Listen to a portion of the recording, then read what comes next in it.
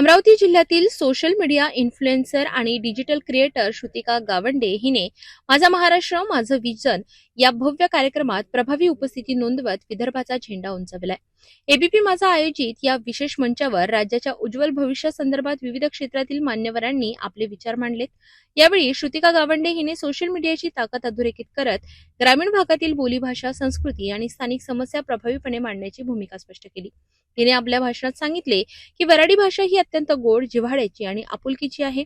आज सोशल मीडियामुळे गावाकडची बोली, संस्कृती आणि जीवनशैली थेट जगभर पोहोचत आहे। या कार्यक्रमाला राज्याचे मुख्यमंत्री आणि गृहमंत्री देवेंद्र फडणवीस, उपमुख्यमंत्री एकनाथ शिंदे, सुप्रिया सुळे, रोहित पवार यांच्यासह अनेक मान्यवर उपस्थित होते।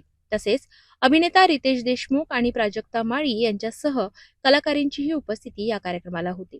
या व्यासपीठावरून श्रुतिका गावंडे हिने विदर्भाची ओळख, वऱ्हाडी भाषेची गोडी आणि ग्रामीण जीवनशैलीचे महत्त्व प्रभावीपणे मांडत सर्वांचं लक्ष वेधलं। जी ही कॉन्ट्रोवर्सी झाली होती आणि ज्यांनी हा मुद्दा उचलला होता की असा कसा व्हिडिओ बनवला आणि त्यांचं आणि माझं डिबेट झालं होतं एका चॅनलवर, तर ते म्हणतात की धर्माबद्दल बोलण्यासाठी जे तुम्ही लोक नाहीये, तुम्ही तुमचं काम करा।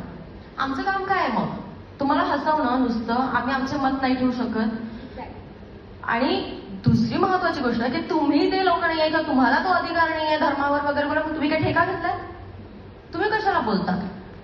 तुम्ही जर पॉलिटिशियन आहात तर तुम्ही तुमचं काम करा। तुम्ही कशाला आमच्या कंटेंट क्रिएशनकडे लक्ष देताय? आणि जे वल्गॅरिटीवर इतके व्हिडिओ बनवत आहे, जे शिवीगाळ करून फेमस होत आहे, ट्रोल होत आहे, ट्रोलिंग करून एकमेकांना, त्यांच्यावर नाही तुम्ही कधीच बोलत। मग जो व्यक्ती चांगले व्हिडिओ बनवते आणि एक चांगला सामाजिक संदेश देण्याचा प्रयत्न, त्याच्यावर लगेच तुम्ही उभे होता। मग चांगली क्रिएटिव्हिटी तुम्ही कुठेतरी दाबताय ना। आणि जे बाकी लोक काहीतरी करून फॉलोअर्स मिळवायचे, व्ह्यूज मिळवायचे, त्यांना तुम्ही काही बोलतच नाही, त्यांना मोकळं राहणं, तर मला वाटतं की हे चुकीचं आहे। आणि अथर्व दादाने कंटिन्यू त्याचं ते काम करायलाच पाहिजे, कारण की त्याची सध्या गरज आहे। अमरावतीसह संपूर्ण विदर्भासाठी ही अत्यंत अभिमानाची बाब मानली जात असून तिच्या या यशाबद्दल सर्व स्तरातून अभिनंदनाचा वर्षाव होत आहे।